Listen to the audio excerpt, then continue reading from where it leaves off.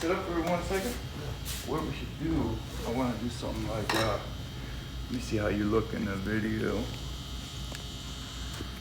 that's pretty cool. Yeah, I did it right now. So if I'm sitting here. The light and everything on the tripod, that's pretty cool. Yeah, have you just sit like that. And let's start, maybe tell the first story, and then I'll chop it like that. Like I'll pretend I'm working on you or something. Oh, like I see, okay. You can sit just like that. Yeah. Okay, tell me when. Shoot. Okay, so I have, I think, 4 stories. The first story is Christmas Day.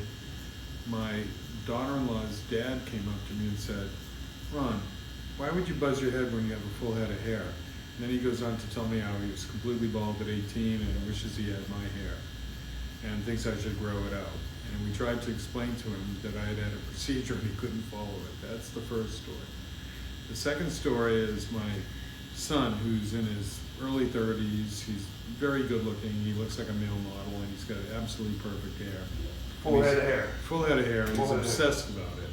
Completely obsessed about it. It's always perfect. And, you know, like I said, he's a successful consultant. He's a bit of a wise ass. He called me just before I left for Gerow's and said, Dad, don't do this. This is a big mistake. Please don't do it. This is your first session? That's right. This is before the first, you came in? That's right. It's the first session. So he sees me for the first time Christmas Day, the same day I saw my daughter-in-law's dad. Doesn't even say anything, just gets on the phone and calls his friend and says, his friend who was completely bald at 18, and says, looks really, really good, Alex, you should do it. And then he comes to me and says, you know, I was really upset that I would have the bald gene like you, and I would lose all my hair, and, you know, and I was ready to do everything I needed to do. I was going to have hair transplants or whatever is available to me. I just could not live with a bald head.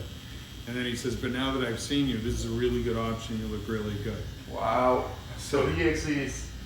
That's right. He doubled down on what he was thinking. That's exactly correct. Wow. Then I've got 2 more stories. So we just had a 90th birthday for my mother. My aunt hadn't seen me in maybe 3 or 4 months, and she came up to me and said, oh, you buzzed your head? And I said, yes. And she said to me, gee, you have so much more hair than I remembered. I thought that was kind of funny. And the last story is, I was at a very nice men's store. I needed to have a suit made for a special event. And the owner of the store, and I'd been with him for a couple hours picking up, you know, the suit, the material, and the tie, and the handkerchief, and the shirt, and everything, and extra pants. And this is a man in his middle 70s, and he said to me, gee, I really like your hair. I wish I could do that. I wish I could buzz my head. I just don't have enough hair. And I just looked at him, and Wow. I smiled. He had no idea. That's an amazing story. It is amazing. So what's really amazing is, outside of the stories that I've just told, there's been very little reaction, and I work out with my personal trainer 4 days a week, and you know, so he knows me really well. And yeah. He, you know, gave me very positive feedback. But I said to him, you know, I don't know what's going on. It's like I'm invisible. Outside of the few people that have commented, nobody's really said anything. He said, you know why, Ron? It looks really, really good. It just really suits you. It just looks very, very natural. It looks like you always had it. So technically, the best comment you're getting is when they don't make a comment. Exactly. That's the best comment. And I expected, and because I'm in the business world, I expected everybody to have something to say. Absolutely not. It's just like I transitioned right to work, and it was as if nothing had happened, that I had always looked this way. So really, if there's a bottom line statement here, it's about how natural it has looked. Now, admittedly, I have fuzz, so I have short hair, so that adds a little bit to the naturalness. Yeah, you still got some nice, you know, you still got hair in the, even if you didn't have hair in the middle, we would take your sides down a little shorter. Exactly. But since you got hair, you're able to keep some of the hair on the sides. Exactly.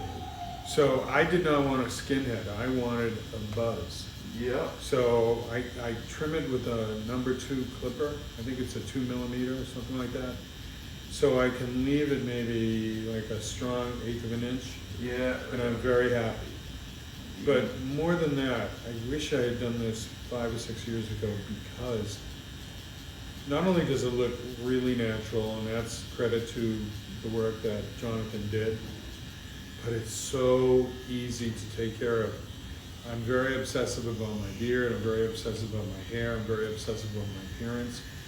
And I realized after I had this done that since I was in my teens, I have washed and combed my hair every single day of my life. The amount of time that it takes to do that and to keep it looking good. And it became much harder as I got thinner, and I was very self-conscious about it. That's the other major change. Yeah. Not only is it so easy To maintain. to maintain, it's so easy, I love it, Yeah. but I just really like the way it looks. I just think it looks fantastic. And I think, oh, that's the other thing, I go to Whole Foods all the time, I always go to the same cashier. And so, we're on a first name basis, I've known her for years, she's been there maybe 10 years. She looked at me right after the first session, after I'd had a buzz, forgot about this till just now, and she said, "Ron, you look 10 years younger." Wow. It looks really good. The cashier that you The go to. cashier every single time at Whole Foods. Wow. We're friends at this point. Yeah, so it's... And she couldn't pinpoint what it was, right? Yeah. Oh, there's another story. At my mother's 90th birthday party, one of her friends came up to me and said, "Ron, I haven't seen you in a long time. You look different, but I can't figure out what you did." Wow, that's So, amazing. it is That's an amazing. story. Yeah, but they're all really positive, and as I said, I was perplexed. I could not understand why people were not saying, "Geez, you look completely different," or "What'd you do to yourself? Or you look so different." It's the positive feedback and also the lack of comment, because people just look at it as if it's just a natural thing, and that I look really good. So I'm just really, really pleased. If I have one regret, I wish I had done it 5 years ago when things started to get really thin. I really, really do, because when I think about the amount of time and energy and money I spent on treatments and baloney, and I looked at all the alternatives, and one thing that was crystal clear, I was not going to do hair transplants.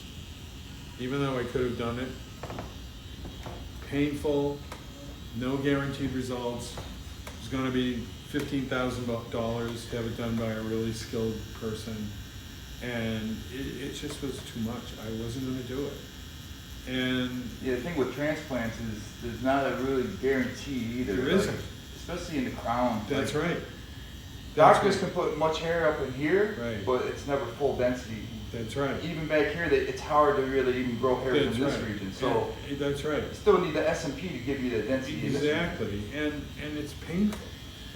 I didn't want it. Some people get strong reactions. Their scalp swells up. They have 2 weeks of downtime. I went to work the next day after the first session.